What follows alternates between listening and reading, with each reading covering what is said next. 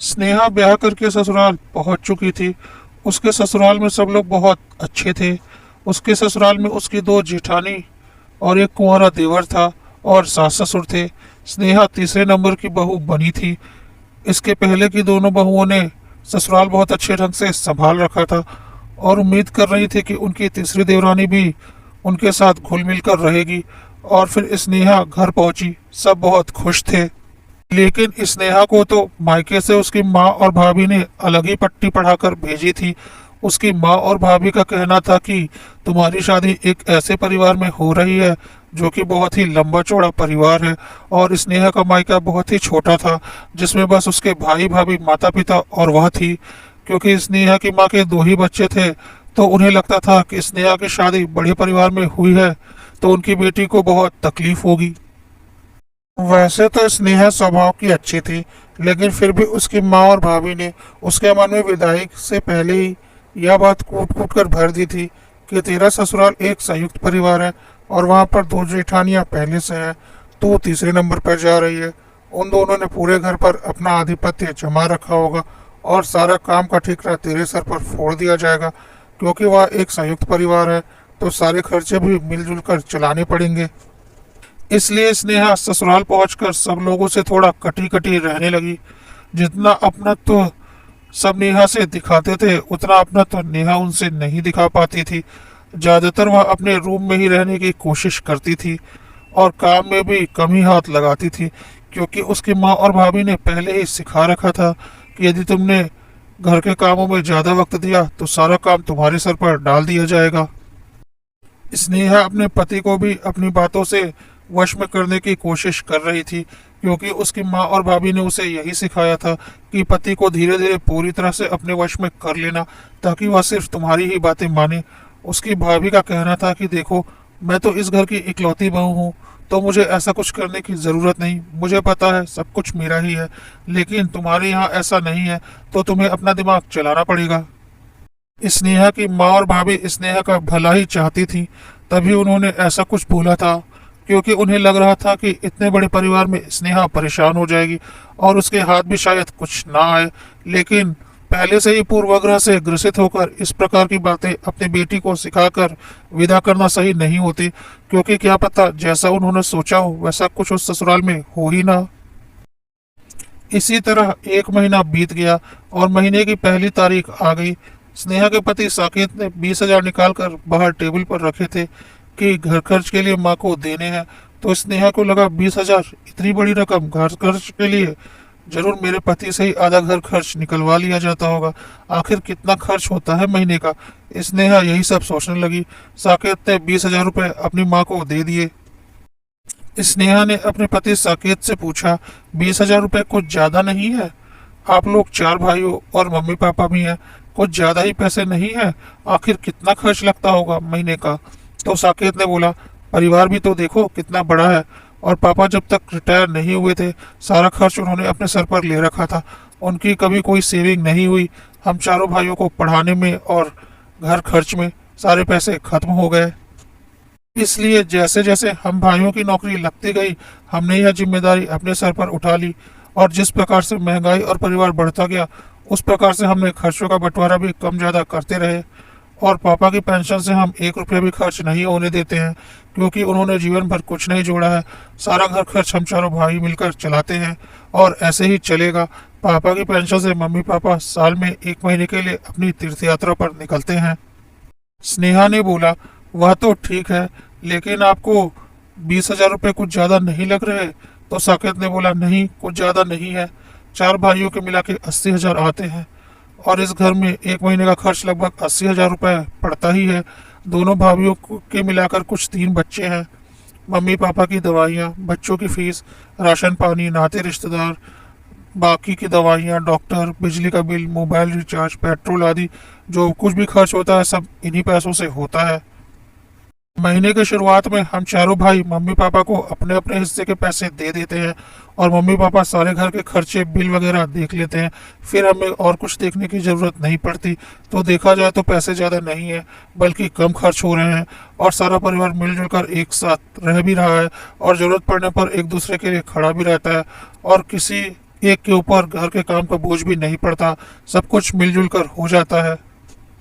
स्नेहा ने साकेत से अब कुछ नहीं बोला। साकेत के जाने के बाद स्नेहा किचन में जाकर अपने जेठानियों की थोड़ी मदद करवाने लगी, क्योंकि उसे चुपचाप रूम में बैठना अच्छा नहीं लग रहा था। उसके बाद वह अपना नाश्ता लेकर रूम में आ गई और भाभी को फ़ोन लगा लिया और बताया आज 20,000 रुपये महीने के खर्च के लिए दिए हैं। तो भाभी ने फ़ोन स्पीकर पर कर दिया। माँ ने बोला 20,000? सारा खर्चा तेरा ही पति करता है क्या? स्नेहा ने बोला नहीं मम्मी, सारे भाई 20-20 हजार रुपए महीने की पहली तारीख को मम्मी पापा को दे देते हैं और उसी से पूरे महीने का घर खर्च और बाकी की ज़रूरतें पूरी होती हैं, फिर किसी को कोई पैसा नहीं देना होता। तो स्नेहा की माँ और भाभी ने एक ही सुर में बोला 20,000 में तो हमारा पूरे परिवार का एक महीने का घर खर्च चल जाता है, और तेरे यहाँ तुम दोनों मियाँ बीवी के 20,000 कुछ ज़्यादा नहीं है? स्नेहा ने बोला नहीं माँ, यहाँ पर ऐसा ही होता है, सब लोग इतने ही पैसे देते हैं। तो स्नेहा की माँ और भाभी ने उसे समझाया लेकिन उनका परिवार भी तो बड़ा है, तू और तेरा पति कितना खा लेते हैं, जरा यह तो सोच। स्नेहा को फिर अपनी माँ और भाभी की बात सही लगने लगी और उसका मन खट्टा हो गया और वह साकेत के आने का इंतजार करने लगी इस बारे में बात करने के लिए। रात को जैसे ही मौका मिला उसने साकेत से इस बारे में बात की। यह बात सुनकर साकेत ने स्नेहा से बोला देखो, इन सब बातों में ज़्यादा दिमाग मत लगाओ कि मेरे घर में क्या कैसे चल रहा है। तुम्हें कुछ ज़रूरत है तो बोलो, वह पूरी की जाएगी, लेकिन इन सब फालतू की बातों में दिमाग लगाकर घर तोड़ने की कोशिश मत करो, क्योंकि हमारा घर बहुत ही प्यार से चलता है और हम सब में बहुत प्यार है और इसे हम किसी भी कीमत पर नहीं छोड़ेंगे। तुम्हें भी खुद को इसी के अनुसार ढालना पड़ेगा। लेकिन फिर भी तुम्हारी संतुष्टि के लिए बता देता हूँ कि मेरी नौकरी लगने से पहले ही पापा रिटायर हो चुके थे और मेरी पढ़ाई का आखिरी साल चल रहा था और आखिरी साल की फीस करीब 2 लाख रुपए देनी थी, जबकि तुम्हारे देवर यानी कि मेरे छोटे भाई की नौकरी लग चुकी थी, क्योंकि उसका ग्रेजुएशन करते ही बैंक पीओ में चयन हो गया था और मैं इंजीनियरिंग कर रहा था। तो तुम्हें पता है कि मेरे आखिरी साल की पढ़ाई की फीस किसने दी? मेरे आखिरी साल के पढ़ाई की फीस मम्मी पापा ने नहीं दी थी, जबकि उनकी जिम्मेदारी थी और पापा रिटायर हो गए थे।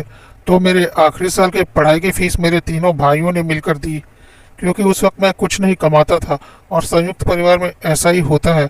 इसलिए तुम इन फालतू की बातों में दिमाग मत लगाओ तो अच्छा रहेगा, और हमेशा हम साथ साथ थे और जब तक संभव है साथ साथ ही रहेंगे। नेहा के पास अब साकेत की बातों का कोई जवाब नहीं था। थोड़ी देर बाद वह बाहर हॉल में टहल रही थी तो देखा बच्चे आपस में किसी सवाल को लेकर डिस्कशन कर रहे हैं, लेकिन उन्हें कन्फ्यूज़न हो रही है और ठीक से समझ में नहीं आ रहा। स्नेहा शुरू से ही पढ़ने में बहुत अच्छी थी और बच्चों की किताब लेकर वह उन्हें सवाल समझाने लगी और उसने इतने अच्छे से बच्चों को समझाया कि बच्चे खुश हो गए और बोला आप तो हमारे सर से भी अच्छा पढ़ाती हैं। स्नेहा की सास और दोनों भाभीियों ने देखा कि स्नेहा ने बहुत अच्छे से बच्चों को समझा दिया, तो उसकी सास और दोनों जेठानियों ने बोला यह तो बहुत अच्छी बात है कि स्नेहा को पढ़ाने का कौशल आता है और हम फालतू में 6,000 रुपये ट्यूशन टीचर को देते हैं, क्योंकि हमें वक्त नहीं मिलता बच्चों को पढ़ाने का, ना ही हम इतने अच्छे तरीके से बच्चों को समझा पाते हैं, और स्नेहा का वैसे भी किचन में मन नहीं लगता और हमें वक्त नहीं मिलता। तो एक काम हो सकता है कि किचन की जिम्मेदारी हम दोनों संभाल लेंगे, झाड़ू पोछा आदि के लिए घर में नौकर है ही, और बच्चों की पढ़ाई की सारी जिम्मेदारी स्नेहा संभाल लेगी। इस तरह से बच्चों के नंबर भी अच्छे आएंगे और हमें ट्यूशन टीचर को जो 6,000 रुपये देने पड़ते हैं वह भी बचेंगे। तो हर भाई के ऊपर महीने का खर्च 1,500 रुपये कम भी हो जाएंगे। क्यों स्नेहा, ठीक रहेगा ना? इसलिए स्नेहा ने बोला जैसा आप लोगों को ठीक लगे। स्नेहा का भी मन ससुराल में नहीं लग रहा था, क्योंकि वह उन लोगों को पूरे मन से नहीं अपना पा रही थी अपनी माँ और भाभी के बहकावे में आकर। तो उसे बच्चों को पढ़ाने में मन लग रहा था और उसने यह जिम्मेदारी पूरी तरह से अपने ऊपर ले ली और बहुत ही अच्छे से बच्चों को पढ़ाने लगी, जिससे बच्चों के नंबर भी बहुत अच्छे आने लगे। घर में सब बहुत खुश थे और स्नेहा को भी घर के कामों से छुटकारा मिल गया था। इसके बाद कुछ दिनों के लिए स्नेहा अपने मायके गई, तो उसकी माँ और भाभी ने इस बार और भी ज़्यादा अच्छे से उसका ब्रेन वॉश किया और बोला पागल है क्या तू, अपना इतना वक्त बच्चों को पढ़ाने में लगा रही है और उनके तो पैसे बच रहे हैं, तुझे क्या मिल रहा है? तो तू सीधा सीधा बोल दे कि मैं फ्री में बच्चों को नहीं पढ़ाऊंगी, मुझे भी फीस चाहिए। कौन इतना करता है आज के ज़माने में, इस दुनिया में? स्नेहा ने बोला नहीं माँ, उस घर में ऐसा नहीं होता। स्नेहा की माँ और भाभी ने बोला देखो, हमारा काम था तुम्हें समझाना, अब तुम्हारी समझ में नहीं आ रहा तो तुम जानो। इसी तरह से तुम अपने सारे पैसे अपने संयुक्त परिवार पर गंवाती रहो और खुद के लिए कुछ मत बचाओ। फिर देखते हैं कल को जब तुम्हारे बच्चे होंगे और तुम्हारा खर्च कैसे चलेगा। अगर तुम और तुम्हारे पति अलग रहते हो तो जो 20,000 रुपये तुम महीने को देते हो, 10,000 में ही तुम्हारा पूरा घर चल जाता। स्नेहा अब मायके से ससुराल आ चुकी थी, पर उसके मन में कहीं ना कहीं माँ और भाभी की बातें बैठ गई थी कि यदि वह और उसका पति अलग रहे तो उनके काफ़ी पैसे बच जाएंगे, और वह अपना वक्त बच्चों की पढ़ाई में दे रही है तो उसके बदले उसे क्या मिल रहा है। उसने मौका देखकर फिर एक बार साकेत से इस बारे में बात की। साकेत को समझ में आ रहा था कि स्नेहा के दिमाग में फिजूल की बातें भरी हुई हैं। साकेत को लगा गुस्सा करने से कोई फायदा नहीं, एक बार आराम से स्नेहा को समझा देना चाहिए। यह सोचकर साकेत ने बोला, अच्छा तुम बच्चों को पढ़ाती हो तो तुम्हें फीस चाहिए, तो तुम किचन का भी तो कोई काम नहीं करती। दोनों भाभी तुम्हें और मुझे बनाकर खिलाती हैं तो उन्हें भी फीस चाहिए होगी। या तो फिर ट्यूशन के लिए दोबारा टीचर रख लेते हैं और तुम किचन में अपना सर फोड़ो, क्योंकि तुम भी इस घर की बहू हो तो तुम्हें भी काम तो करना होगा। और रही बात हमारे अकेले रहने पर हमारे कम खर्च की, तो क्या मैंने अभी तक कोई घर खरीदा है? अलग रहने के लिए एक घर तो चाहिए ना। इसी घर में अलग रसोई की कोई जगह है क्या? और इसी घर में अलग अलग रसोई करना सही रहेगा? और अलग रहने के बाद क्या मम्मी पापा की जिम्मेदारी मेरी नहीं रहेगी? भाई भाभी को तो एक बार छोड़ भी दूं, मम्मी पापा को तो नहीं छोड़ूंगा ना। तो सोच लो, अलग होने के बाद कम से कम 10,000 रुपये घर का किराया, 3,000 रुपये मम्मी पापा की दवाइयाँ, 2,000 रुपये की पेट्रोल, 6,000 रुपये के घर का राशन, 2,000 का बिजली का बिल, और इसके अलावा अगर डॉक्टर की ज़रूरत पड़ गई तो 4,000 डॉक्टर के खर्चे। अब तुम खुद जोड़ लो कि महीने में तुम्हारा कितना खर्च होगा और कितने रुपए बचेंगे। और उसके बाद यदि घर के कामों के लिए दाई रखी तो उसकी तनख्वाह कम से कम 2,000 रुपये। स्नेहा के पास साकेत की बातों का कोई जवाब नहीं था और उसने मन ही मन हिसाब भी लगा लिया था, और उसे अब यह 20,000 रुपये कम ही लग रहे थे। और वह समझ चुकी थी अलग रहने में उसका ही नुकसान है। वह बोली, तुम सही बोल रहे हो। अचानक वह बेहोश होकर गिर पड़ी। साकेत को कुछ समझ में नहीं आया कि उसे क्या हो गया है। तुरंत उसने अपनी भाभी को आवाज दी। सब लोग तुरंत दौड़कर आए। तुरंत उसे हॉस्पिटल लेकर जाना पड़ा। अस्पताल में डॉक्टर ने सारा चेकअप किया और बताया कि शायद यह ठीक से खाती पीती नहीं है और बहुत ही ज़्यादा सोचती है। इस वजह से यह अंदर से बहुत कमज़ोर हो चुकी है और इन्हें खून की भी कमी हो चुकी है। इन्हें कम से कम 1 हफ्ता भर्ती रखना पड़ेगा। उसके बाद उनके खाने पीने का पूरा ख्याल रखना पड़ेगा।